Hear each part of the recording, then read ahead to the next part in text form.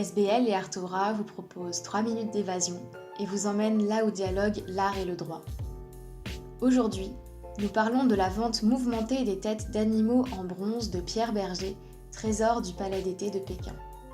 Le 1er juin 2008, Yves Saint-Laurent décède.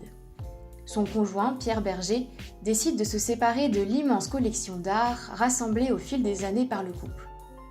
L'exceptionnelle vente aux enchères doit avoir lieu entre le 23 et le 25 février 2009. Mais en janvier, coup de théâtre. Des avocats chinois lancent une action pour tenter de bloquer le processus. La raison ? La présence dans la collection de 2 têtes d'animaux en bronze de 30 cm de haut et 40 cm de large, un rat et un lapin, en provenance du Palais d'été de Pékin. Ces têtes faisaient partie d'un ensemble de 12, représentant les animaux du zodiaque chinois, et ornaient une fontaine horlogère érigée au XVIIIe siècle. Toutes les 2 heures, de l'eau sortait de la bouche d'un animal différent, véritable prouesse technique. Élaborées par le français Michel Benoist, spécialiste en hydraulique, ces têtes sont considérées comme des chefs-d'œuvre inestimables de l'art chinois.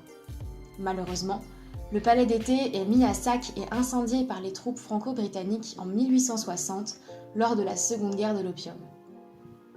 Cet événement, considéré comme une véritable humiliation par les Chinois, s'est accompagné du pillage des trésors du palais, dont nos 12 têtes, qui furent éparpillées dans le monde. Revenons à la vente Saint-Laurent-Berger. Malgré les réclamations chinoises, elle a pourtant bien lieu.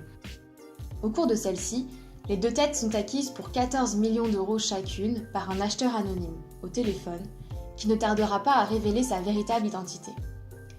Kai Minchao, expert auprès du Fonds des Trésors Nationaux, fondation de droit privé chargée de racheter à l'étranger les œuvres d'art chinoises.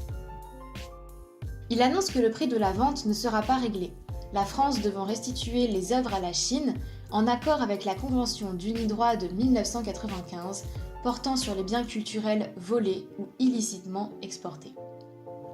Selon celle-ci, tous les biens culturels volés ou perdus à cause de la guerre doivent être restitués sans délai à leur pays d'origine. Or, en 2009, les relations entre la France et la Chine sont tendues à la suite du soulèvement tibétain de 2007 et des Jeux Olympiques de l'été 2008. Pierre Berger, toujours propriétaire des œuvres, refuse de les céder au gouvernement chinois, ou du moins pas sans contrepartie. Moi, je suis prêt à offrir ces têtes en bronze au gouvernement chinois tout de suite. Il leur suffit de déclarer qu'ils vont appliquer les droits de l'homme, rendre la liberté aux Tibétains et accepter le Dalai Lama sur leur territoire. Politique, relations internationales et histoire de l'art se mêlent et l'affaire stagne pendant plusieurs années. Il faut attendre 2013 et la visite du président Hollande en Chine pour que la vente des têtes du Palais d'été trouve enfin un dénouement. Le PDG du groupe Kering, François Pinault, annonce avoir racheté les têtes à Pierre Berger et vouloir les offrir à la Chine. Une manœuvre habile, la Chine étant aujourd'hui un pays clé de l'univers du luxe. Les têtes arrivent à Pékin en juin 2013 et sont accueillies en grande pompe lors d'une cérémonie dans l'enceinte de l'immense musée national de Chine sur la place Tiananmen. Elles font aujourd'hui partie des collections du musée.